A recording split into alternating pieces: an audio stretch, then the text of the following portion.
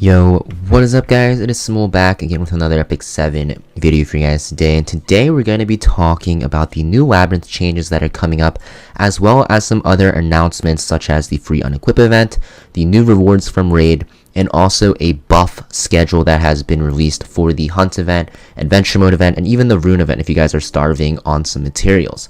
That being said, before we get started with this video though guys, if you guys aren't already following me on Instagram, make sure you guys check me out there and follow me there. We are doing a giveaway at 20k subscribers on YouTube.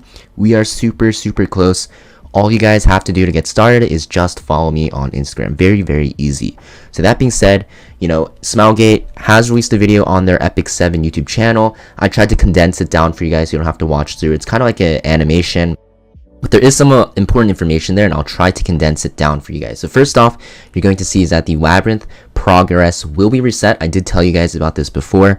Basically, you'll have to go through Labyrinth again, but there's going to be new rewards. You're going to get all these sky stones and the bookmarks you get usually from clearing anyways. You're also going to see that the level of the equipments that drop there are going to be raised, as you can see on your screen here.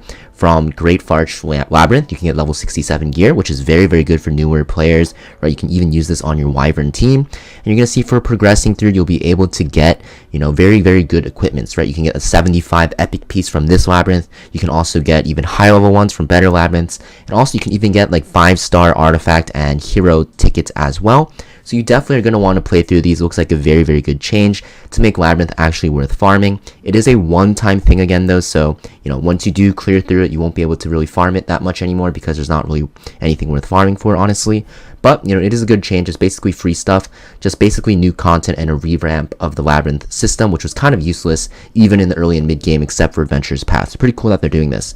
You're also going to see that you're going to be able to hold 5 compasses now, so you don't have to feel like you have to do Labyrinth every single day. You know, if you have a day where you have a lot of time, you can go through all 5 of your runs and you'll be good to go for like another 5 days to not do Labyrinth, right? So, you know, just increasing the cap makes it nicer. Not really a huge change. It's kind of like a quality of life change, and it will make it so that you can store more in the bank so you don't feel like you have to frequently play more often.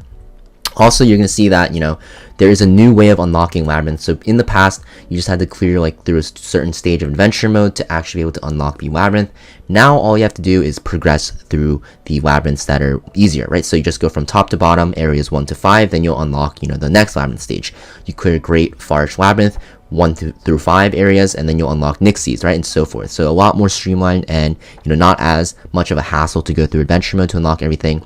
So you can just, you know, go through your days and then unlock your Labyrinth as you wish.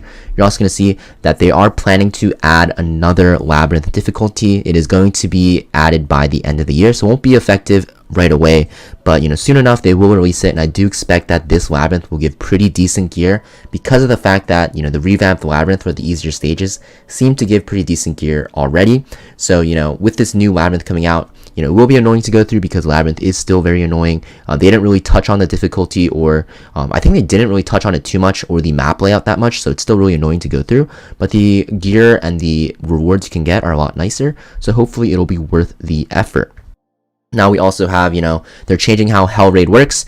So for Hell Raid guys, also normal raid is being changed as well. So you can see right away from the screen here for Hell Raid, it's going to be turned into Nightmare mode for raid. And basically what it is that, you know, it's pretty much the same thing with new rewards, which we'll talk about in a second. But you're going to see that on your screen here, you see incapable of fighting.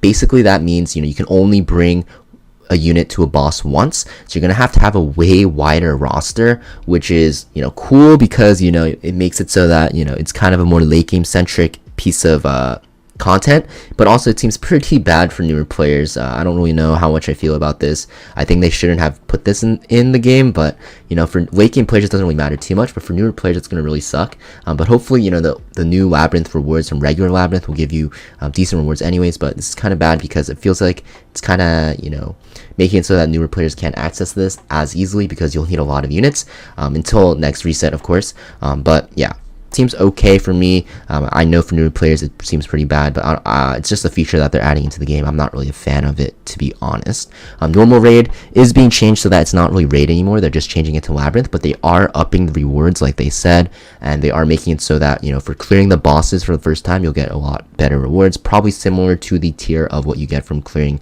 the Hell Raid bosses right now. Next, you're going to see that these are examples of some of the pieces that are being changed from the Nightmare mode or right now hell raid bosses. So you can see on your screen here, you know, some of these pieces are extremely good, right? So we're looking at the weapon here. Obviously the crit set one seems pretty bad because the rules are pretty bad. Effectiveness is pretty useless, right? But the pen set one, if you get lucky, looks pretty insane, right? All the subs are extremely good for pen set users, whether it be for damage dealers or for bruisers.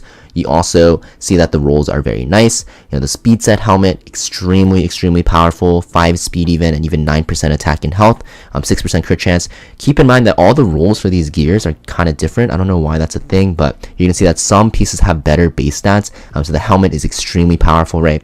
You can see, you know, the chest piece that is for injury, very nice for units like Bellion and stuff like that, because you know, you don't really need speed on her, but it seems pretty cool. You also see the boots here. It is previewing the next set, not the defense set one. Those look pretty trash, but the protection set one looks like a pretty decent boot overall because it is speed main stat. You have really good defensive subs. You're also going to see it is a new set. So at the start of battle, you will grant a barrier to all allies for 2 turns, very similar to Fallen Cecilia's S2 at the start of battle, and this barrier will scale proportional to the caster's max HP. So this is straight from Summoner's Wars, guys. Took a while for them to implement it into Epic 7. But basically, you know, this, you know, will make it so that tanks can actually run this and actually, you know, benefit their team in a way without, you know, having to have skills that do it. So you can give your team mitigation and just stack your knight or whatever unit you're using the set on with a lot of HP, and then give a lot of bonuses to your team. You can even do this on like a Soul Weaver or even on like a HP Bruiser if you really wanted to. Only thing is, you know, there are a lot of barrier counters in the game already, so it's not like super crazy. It's still strippable as well by units like Peyra and Rand and Cleaves and stuff like that, so it's not going to be like extremely powerful. Even like Operator Cigarette and like DJ Bassar, you know, they'll be a lot stronger now, especially if people start to use the set more. So it's not going to be like super broken or anything. Keep in mind, barriers are still kept in check as of now because of units like that, but still a pretty cool addition. The second set, we don't know what it is yet. Hopefully they reveal it soon so we can talk about that as well.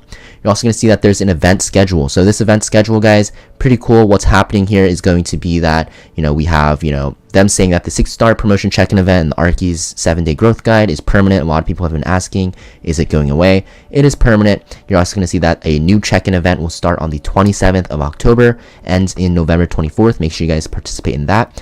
We have a free unequip event going until the 30th of October. So make sure you guys, you know, note that if you don't switch your gears until then or until that time, you're going to have to, you know, wait till the next unequip event or actually spend gold. And starting on the 28th until the 23rd of November, we have 70 free Covenant Summon event. Basically, you get 10 free summons a day for 7 days. Make sure you log in and get your free 70 summons. A lot of people get a lot of MLs and 5-star units that way. And also, the buff event is happening on the 1st or until the 1st of November. You're going to see the first round is going to be the Spirit Altar event. Very nice time to farm those runes. If you guys have, you know, Specialty Change, AOL unlocked, and you guys don't have the runes for that, very good time to farm it. The second day is going to be Gold and Hunt event. Definitely the time you want to spend a lot of your leafs and energy. The third event is going to be for AP increases in Adventure Mode and EXP as well for Penguins as well. So very nice time to farm Catalysts for your SC, AOL, or whatever units you want to farm your Catalyst for, or even Penguins. And on round 4 or day 4, you have all the events running. So like I said with every other event, or buff event, guys, you know, gold increase and hunt event is the best. But if you need like runes, right, Spirit Altars, very good, extremely valuable, and the catalysts and the EXP is very nice as well if you guys need a 6-star units, especially if you're a newer player. So I just wanted to talk about this because this was kind of like hidden underneath a lot of like announcements and stuff like that. I don't, you know, I'm not a huge fan of how the format of these videos are, where they announce like this, opposed to the live streams. But there is a lot of information in these videos. It's just sometimes hard to find. So I just wanted to condense it down for you guys and put it in a format where you can see all of it in one video. So that being said, you know, that's pretty much it for this video, guys, and I'll see you guys next time. Peace.